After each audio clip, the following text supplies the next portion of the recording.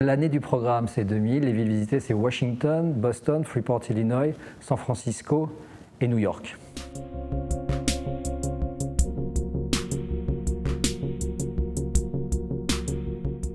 Oui, donc le cercle en fait a été créé après les attentats du 11 septembre pour témoigner de notre amitié envers le peuple américain qui, comme vous le savez, est une composante importante des bénévoles qui accueillent les visiteurs internationaux pendant le programme. L'objet de l'association, justement, c'est de réunir des gens qui ne sont pas partis aux mêmes années, qui n'ont pas forcément se connaissent, mais qui ont cette expérience unique.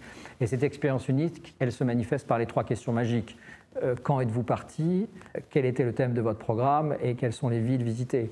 Et en fait, on se rend compte qu'avec ces 3 questions magiques, n'importe quel IVLP en France, mais aussi à travers le monde, a tout de suite quelque chose à exprimer et à partager avec les alumni, c'est-à-dire les anciens du programme. Alors on a tous des anecdotes fameuses. Moi, la mienne, c'est bien évidemment, j'ai passé un 4 juillet, c'est-à-dire fêter l'indépendance américaine, à Freeport, Illinois, c'est à 2 heures de Chicago.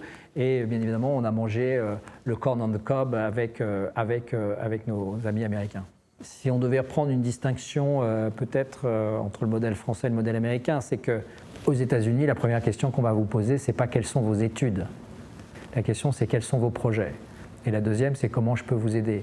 Et moi, je sais que cette capacité d'enthousiasme et très positive fait que je me retrouve naturellement dans ce lien franco-américain parce qu'il me parle, il me porte.